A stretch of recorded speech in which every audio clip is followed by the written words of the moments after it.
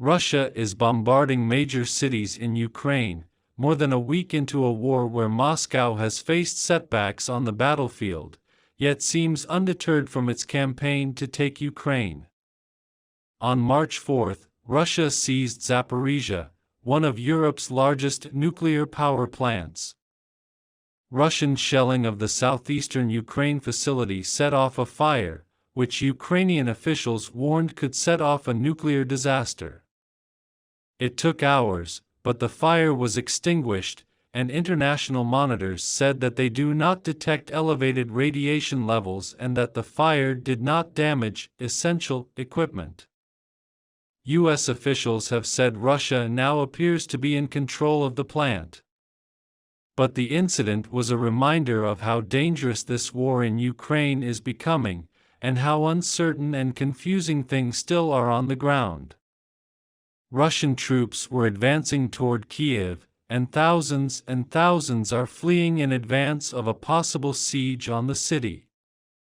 The Russian military has made advances in the south, and are gaining in the area of Kherson, a port city on the Black Sea whose control is reportedly contested, and Mariupol, on the Sea of Azov.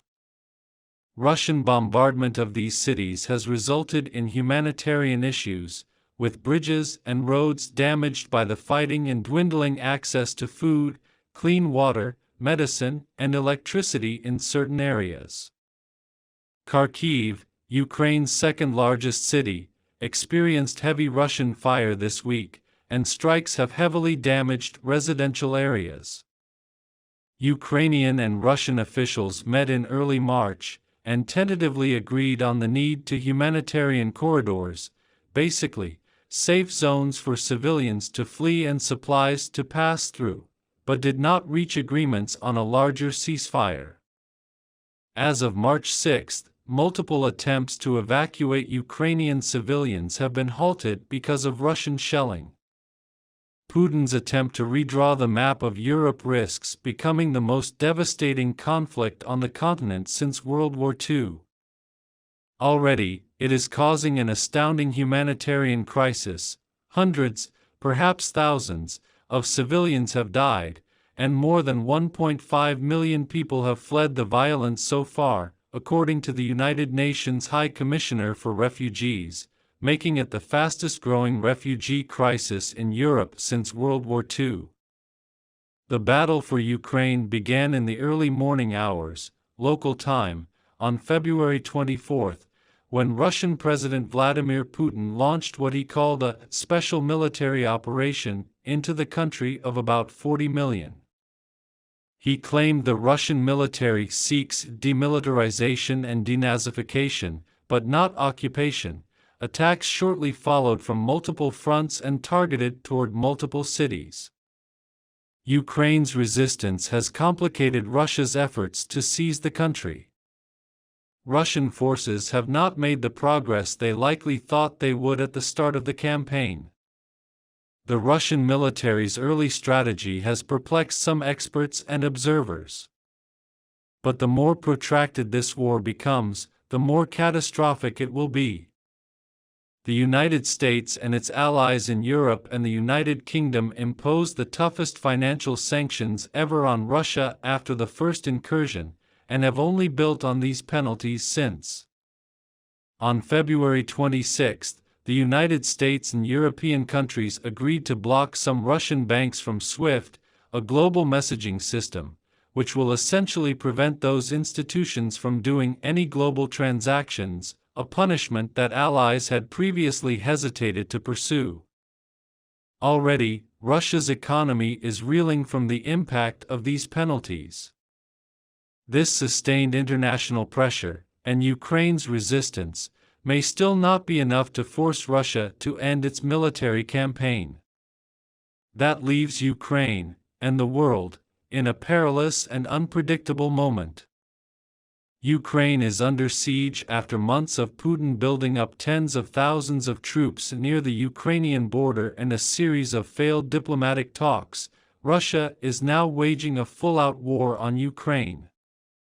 Tensions escalated quickly when, on February 21, Putin delivered an hour-long combative speech that essentially denied Ukrainian statehood.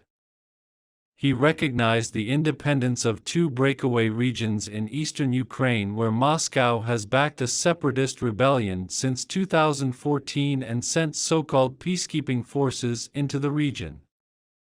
As experts said, that was likely just the beginning, setting the stage for a much larger conflict. Days later, that larger conflict materialized. On February 24, Putin announced he was launching an assault to defend people who for 8 years are suffering persecution and genocide by the Kiev regime, a reference to a false claim about the government in Ukraine. He demanded Ukraine lay down its weapons or be responsible for bloodshed. Soon after Putin's speech, reports emerged of explosions around cities, including Kharkiv in eastern Ukraine and the capital Kiev. The Ukrainian foreign minister called it a full-scale invasion of Ukraine. By the afternoon in Ukraine, Russian troops and tanks had entered the country on 3 fronts, from Belarus in the north, from the east of Ukraine, and from the south. The Russian military has targeted critical infrastructure, like airports, with airstrikes and has launched more than 400 missiles as of March 1. As a senior U.S. defense official said on February 26, "There's no doubt in our mind that civilian infrastructure and civilian areas are being hit as a result of these barrages." The main battlefronts are in Kiev's outskirts, in southern Ukraine, including the major city of Mariupol, and in eastern Ukraine around Kharkiv, the country's second-largest city. They had maximal war aims, Michael Kaufman, research director in the Russia Studies program at CNA, said in an interview posted on Twitter on February 25. They had a military operation that's now in progress, first to try to achieve regime change, encircle the capital, and try to overthrow the Ukrainian government, and then a much larger set of pincer movements to encircle and envelope Ukrainian forces. Try to do this quickly and force surrender of isolated pockets. But the Russian army has not been able to completely roll over Ukrainian forces, and some analysts have suggested Moscow may have been surprised at Ukraine's resistance. Pentagon officials said that, as of March 4, Russia has committed about 92% of its combat power so far. Ukraine's airspace remains contested. Samuel Charap, a senior political scientist at Rand Corporation, told a panel of reporters on February 28 that Russia's military performance has been odd. In other words, some of the things that I would have expected, like the Air Force taking a major role, have not happened. Seems to me there was a lot of war optimism in a sense that the Ukrainian government would fall with just a little push, Charap continued. And that didn't happen. I wouldn't read too much into that about the ultimate course of the war, though. This is still a situation where the deck unfortunately is stacked against the Ukrainians, despite their bravery.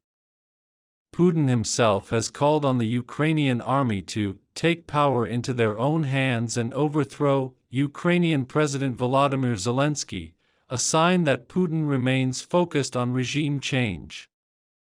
According to the available intelligence, the enemy marked me as a target number 1 and my family as the target number 2, said Zelensky, speaking on the night of February 24. Efforts to stop the fighting have so far failed. On February 28, high-level officials from Russia and Ukraine met at the Ukraine-Belarus border, and again on March 3. Russia has continued to insist that a ceasefire requires demilitarization and neutrality for Ukraine, but Ukraine has only continued to push for more military aid and ascension into Western bodies like the EU, even signing an EU membership application amid the fighting. Both Ukraine and Russia have suggested they will hold another round of talks in coming days. across conflicts,